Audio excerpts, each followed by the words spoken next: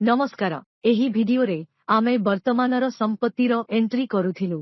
आमर वर्तमानर संपत्ति एबे भी बाकी अछि। आमे बैंक अकाउंट रे हातरे नगद टंका प्रवेश करिछु। एबे आसंतु स्थिर जमा एवं अन्यान्य प्रवेश देखिबा।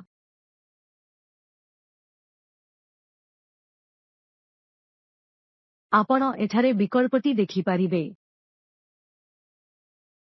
प्रथमे स्थिर जमा उपरे नजर पकाइबा। जदि आपणक सीएलएफ रे कौनसी स्थिर जमा एंट्री अछि तेबे आपण एठारे क्लिक करी एंट्री करि पारिबे। जदि आम सीएलएफ रे एक प्रवेश अछि मु ताहा करिबी। आपणकु एठारे आईएफएससी कोड प्रवेश करिबाकु पड़िबो।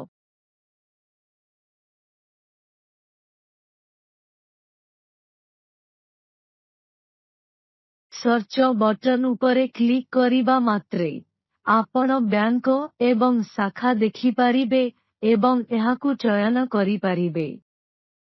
तारीख केउ तारीखरे निवेश करा जाइछि तुमे एहाकु मार्चर 31 तारीखरे ग्रहण करिबो। आमे 50,000 स्थायी जमा करिछु। आपणकु राइट क्लिक करिबाकु पड़िबो। सबुज टिक उपरे क्लिक करिबा परे ही आपणकर एंट्री सेव हेबो। सेव बटन उपरे क्लिक करंतु। आपणकर स्थायी जमा राशि संचय होई जिवो।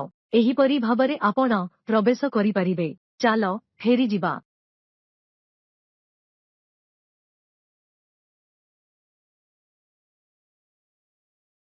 आसंतु पुणी थरे वर्तमानर संपत्ति जांच करिबा। एठारे सदस्य स्वयं सहायक गोष्ठी को ऋण दिया जाए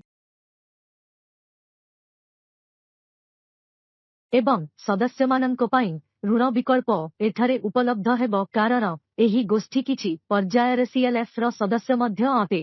सेथि पई एही विकल्प गुड़िको दिया जाइछि। पीजी को ऋण जदि आपणक सीएलएफ रु कोनोसी पीजी किंबा गोष्ठी को ऋण दिया जाइछि तेबे आपण एठारे प्रवेश करि पारिबे। एठारे ऋण अछि। आपण एठारे ऋण प्रवेश करि पारिबे। धन्यवाद।